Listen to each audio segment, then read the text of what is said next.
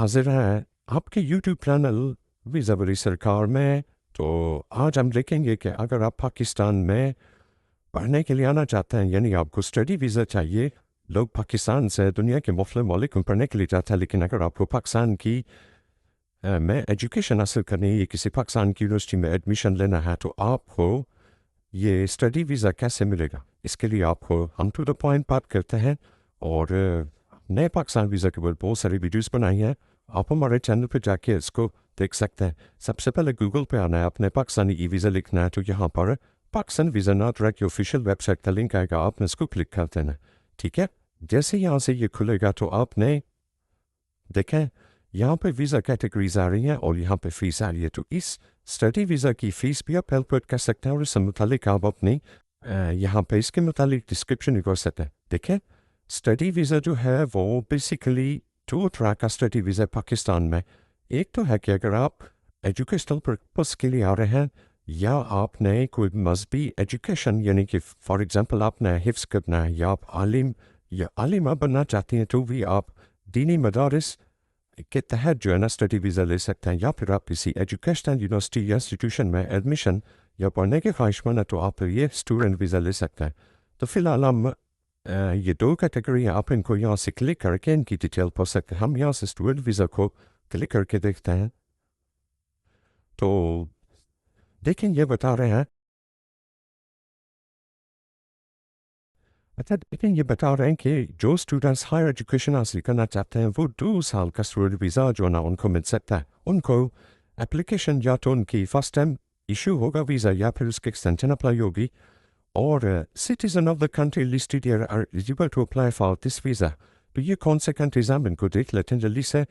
तो कितने कंट्रीज़ के लोग हैं जो स्टूडेंट वीज़ा के ऊपर पाकिस्तान में आ सकते हैं, यहाँ से आप इसको ऑल करते हैं। तो ये देखें, ऑलमोस्ट तकरीबन जो है वो 192 कंट्रीज़ के जो लोग हैं वो स्टूडेंट वीज़ा पे पाकिस्तान आ सकते हैं। इसमें देखें हमारे जो हमसाए ममालिक के लोग हैं, जिसमें ईरान है वो शामिल है, इंडिया इसमें नहीं है। और इसी तरह अफगानिस्तान के बहुत से लोग टूरिस्ट रेस करते हैं, तो उनका भी इसके अंदर नहीं है। ठीक है, उनके वाले से भी इंफॉर्मेशन इसमें नहीं है। तो बहरहाल हम बैक जाते हैं और देखते हैं कि इसके वजह से मज़ीद क्या इन्फॉर्मेशन दी गई है कि ये कितनी देर में वीज़ा प्रोसेस होता है।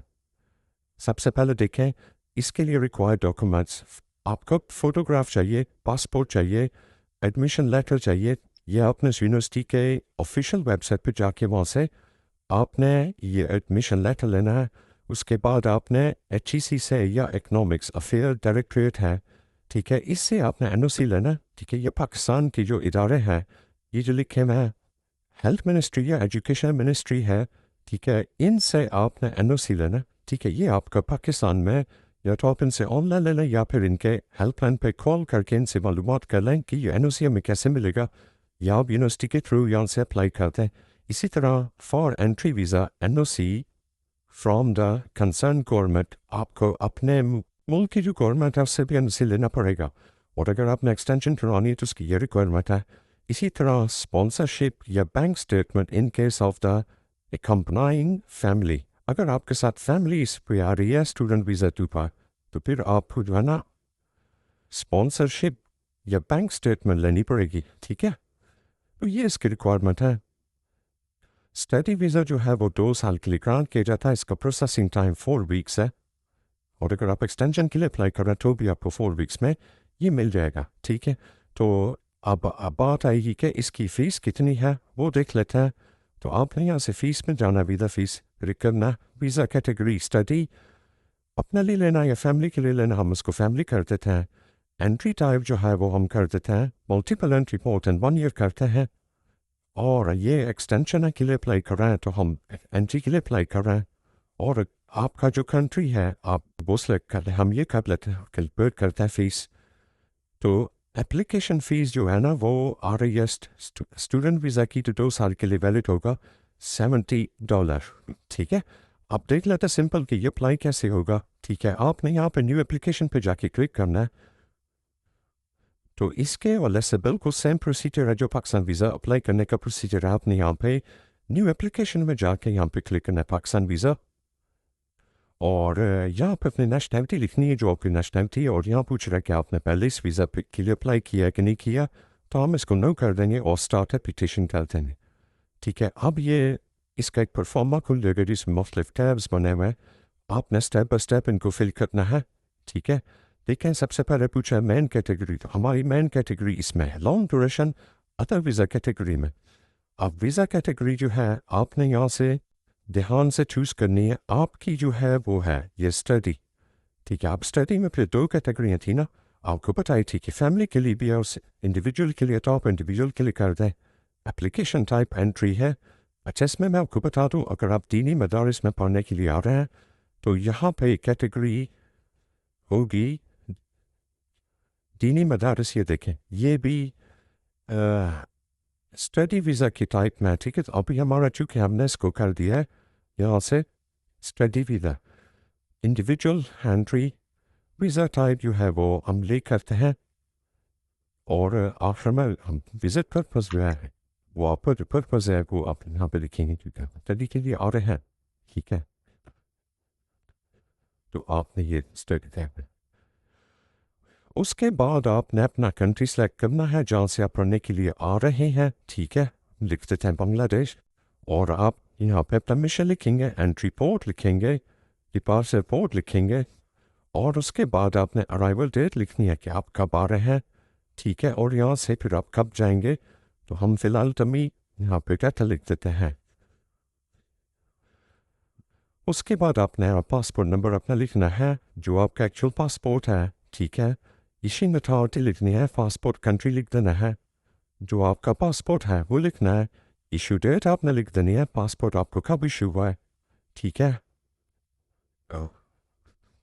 और पासपोर्ट आपका एक्सपायर कब हो रहा है वो आपने यहाँ से डेट लिखनी है एज पर एक्चुअल पासपोर्ट, और उसको सेव कर देना।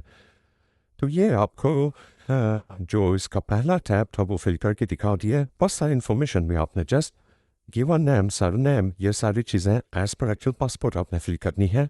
ठीक है, उसके बाद इसका अगला टैब होगा फैमिली इन्फॉर्मेशन में। इसमें आपने सिर्फ अपनी अम्मी अबू का, फादर और मदर का डाटा यहाँ पे डालना है। ठीक है, और एड मेंबर कर देना है। फाइनेंशियल एम्प्लॉयमेंट में आपने बताना है, चूँकि आप स्टूडेंट हैं तो यहाँ से आपने इसको सेलेक्ट करना है स्टूडेंट। ठीक है, और एजुकेशनल इन्फॉर्मेशन दे देंगे कि आपकी डिग्री का नाम क्या है, ठीक है, इंस्टीट्यूट क्या है जिसमें आप पढ़कर आए हैं। उसके बाद ट्रैवल हिस्ट्री बता दें, सारी नो कर दें अगर आपकी कोई ट्रैवल हिस्ट्री नहीं क्योंकि आप स्टूडेंट हैं। और विजिट इन्फॉर्मेशन क्या आप पाकिस्तान में कहाँ रहेंगे 2 साल, तो आप उस यूनिवर्सिटी का दें कि मैं उसके हॉस्टल में रहूँगा। ठीक है, यहाँ से आपने सेलेक्ट कर लेना, और पसंद करके या होटल, ये होटल तो नहीं होगा इसमें, पसंद करके आप उसका डेटा लिखते हैं। और उसके बाद आपने देखें यहाँ पे अब डॉक्यूमेंट्स अपलोड करने हैं। ये डॉक्यूमेंट्स हैं जो कि मैंने आपको पहले दिखा दिए थे। एडमिशन लेटर, ठीक है, वही है, और एंट्री के लिए देखें NOC from the home department of the student. ये सारी चीज़ें मैं आपको पहले बता चुका हूँ। ये NOC from the higher ministry, ठीक है, HEC से आपने लेना, NOC from the concern embassy लेना है, और अगर आप फैमिली के आ रहे हैं तो फिर आपको बैंक स्टेटमेंट यानी ज़्यादा पैसे शो करने पड़ेंगे। ठीक है, पासपोर्ट और फोटोग्राफ, ये सारी चीज़ें आपने यहाँ से चूज़ करके अपलोड करते जाने। ये 7 चीज़ें आपकी अपलोड हो जाएंगी, आपने सेव करना है। ये इसकी $50 कॉस्ट आ रही है, एज पर नेशनैलिटी आती जाएगी। पहले हमने देखे वहाँ पे नेशनैलिटी कौन सी लिखी थी, बेल्जियम, और हमने बांग्लादेश लिखी है तो इसकी फ़ीस और हो गई है। इसी तरह ये फ़ीस जो है इस चीज़ पर भी डिपेंड करती है। ठीक है, वो क्या चीज़ है देखें, वो ये है कि आपने वीज़ा टाइप कौन सा सेलेक्ट किया, सिंगल एंट्री या मल्टीपल एंट्री 1 साल का, या मल्टीपल एंट्री 1 साल से ज़्यादा का, तो इसी हिसाब से भी फ़ीस जो है ना वो चेंज होती है। एड पे आपने इस एप्लीकेशन को सिंपल सेव करना है और प्रोसीड टू पेमेंट करके आपने इसको सबमिट कराना है। जो आपको टाइम बताएगा तो उस टाइम के अंदर आपका डिसीजन आ जाएगा। तो आप याद रखिएगा, जज़ाकल्लाहु खैरन।